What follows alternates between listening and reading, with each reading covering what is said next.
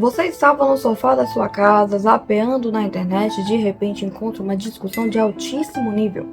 Você resolve entrar naquela discussão e acaba saindo com uma frase na sua cabeça. Alguém te diz que você só pode opinar por conta do feminismo. Hoje eu vim mostrar o porquê que a liberdade de expressão não é um direito feminista. Ei pessoas, eu sou Isabel Martins, pesquisadora independente e autora do livro A Democracia das Mulheres. Vou começar uma nova série aqui no canal, onde eu vou responder os piores argumentos feministas que me desviaram deste movimento. E vou começar pelo começo, de que eu só posso dar minha expressão, que eu só posso criar esse canal aqui no YouTube, por conta deste movimento chamado feminismo. Tá, gente, a primeira coisa, este argumento aqui, ele não é válido. Essa base argumentativa, ela não é válida por quê? Porque não faz o menor sentido. Porque se a gente considerar que a gente só pode falar por conta do feminismo, a gente tá dizendo então que as mulheres não tinham expressão pública antes do movimento, que é um movimento ali do século XIX, por ali. E mesmo que a gente tentar modular algum tipo de proto-feminismo, a coisa ainda fica muito estranha. Então, este vídeo terá 3 pilares básicos. O primeiro, a gente vai reformular o argumento, porque a feminista ela joga esse trem ali solto, e tentar provar o porquê que ele também é falho. O segundo pilar do vídeo é trazer informações históricas para poder mostrar o meu lado da argumentação. E o terceiro pilar é refletir sobre essa liberdade que o feminismo traz. Será que ele realmente é a favor da liberdade de expressão, da individualidade, da diversidade de pensamento entre mulheres? Vamos então refinar este argumento. Ao invés de dizer que a liberdade de expressão é um direito feminista, que eu só posso opinar por conta do feminismo, vamos dizer assim: o feminismo contribuiu significativamente para que as mulheres pudessem ter mais liberdade de expressão e que se tornasse uma prática comum na sociedade? Tá vendo que ele é um pouco mais refinado, né? Porque as feministas gostam de simplificar as coisas pra gente poder acreditar de uma forma mais cegamente. Para começar a nossa argumentação, eu gostaria de trazer o caso de Hortência de Roma. A Hortência foi uma mulher que viveu ali no século I a.C. e que discursou publicamente no Fórum Romano contra um imposto que estavam sendo imposto, né, às mulheres ricas pelos triunvios. Este é um relato que está contido aqui nestes livros. Este é o primeiro livro, Mulheres na Filosofia, Antiguidade, da Helenice Vieira Piosevani, e Mulheres Filósofas, da Mary Ellen White. E o principal argumento da Hortência era o seguinte: por que deveríamos pagar impostos quando não participamos de magisturas, honras ou comando? E ela ainda diz no discurso dela aqui, abre aspas: por que deveríamos pagar impostos quando não temos acesso a cargos públicos, nem honras ou encargos do governo em geral? E você deve estar pensando aí, mas esse discurso não seria um discurso feminista? Seria se tivesse esse viés político de trazer uma separação da sociedade. Essa concepção da consciência feminista ela é muito mais complexa do que se possa imaginar. E é completamente anacrônico. Primeiro porque estamos falando de uma mulher na antiguidade, antes de Cristo. E segundo porque não tem nada em sua história que indica que ela quisesse uma certa ruptura dos laços patriarcais. Uma coisa importante é que essa decisão de aumentar os impostos para essas mulheres foi revogada. E aí a gente vai avançando um pouquinho mais na história e a gente encontra outros relatos parecidos. E quando a gente vai olhar o contexto da história, a gente vê mais ou menos como é que funcionava a dinâmica social para as mulheres naquela época. No direito romano, as mulheres não podiam ocupar cargos públicos e nem votar. Inclusive, isso era uma requisição da Hortência. Assim como na Grécia clássica, que também não existia uma certa cidadania feminina, porque os filósofos eles defendiam que havia uma inferioridade da mulher em relação ao homem, que reforçavam esses valores patriarcais, etc., que as feministas tanto falam aí.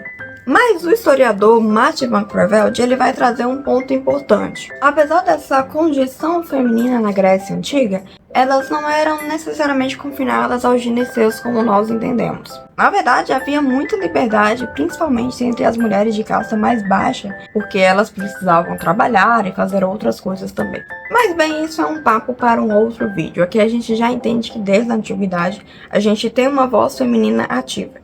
Se ela é ou não é feminista, bom, a gente não pode dizer porque isso seria um anacronismo, como eu já mencionei.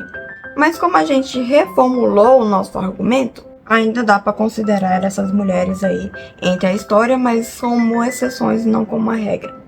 Bom, e aí a gente chega na Idade Média, que obviamente é a Idade das Trevas, né?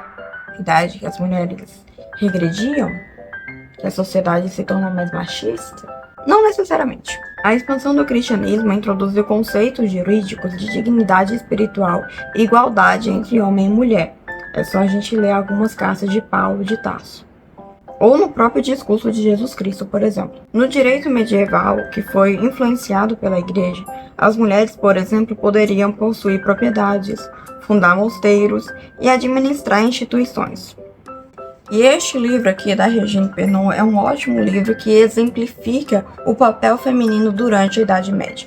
Aqui a gente tem mulheres religiosas que eram grandes abadesas, né, que lideravam em mosteiros, e isso era uma tarefa muito importante para a época. Mulheres que tinham propriedades, mulheres que votavam em pequenas assembleias públicas, mulheres que liam, que tinham bom acesso à educação, mas que também não é o tema desse vídeo de hoje.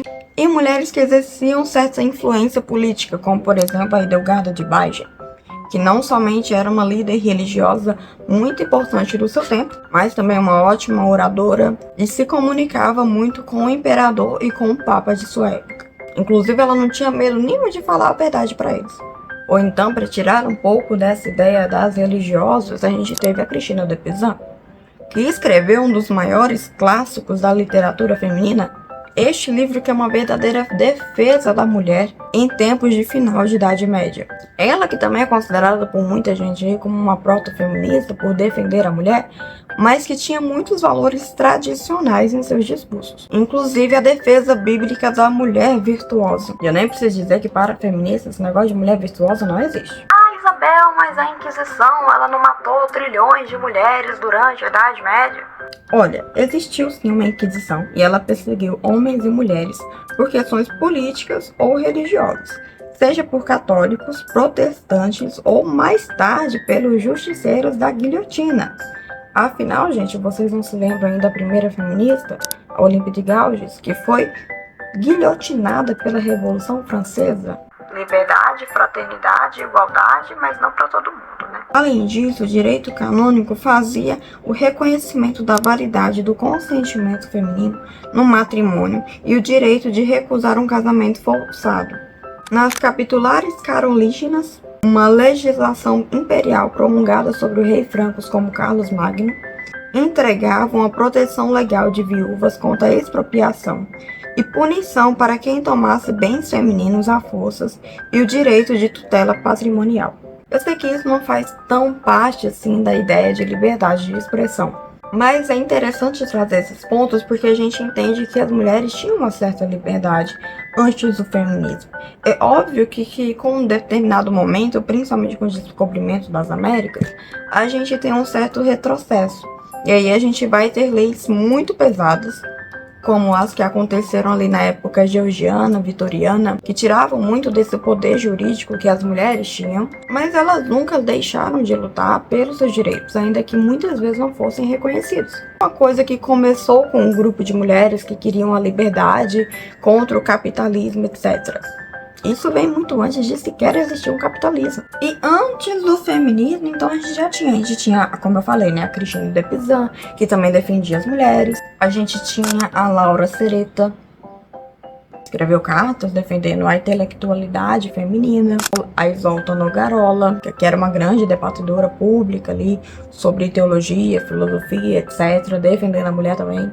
E aí a gente vai ter, né, as leis que asseguram ali a liberdade de expressão, como a gente tem um marco, né, que é a Declaração da Independência lá dos Estados Unidos. E no Brasil, a gente tem o decreto de 1821, que deu liberdade de imprensa e aboliu a censura prévia para todos, o que permitiu que mulheres como Nízia Floresta, uma das primeiras feministas aí do Brasil, e a Maria Josefa de Baeta, a primeira jornalista do Brasil, que era a favor da monarquia, começassem a publicar textos sem uma censura estatal.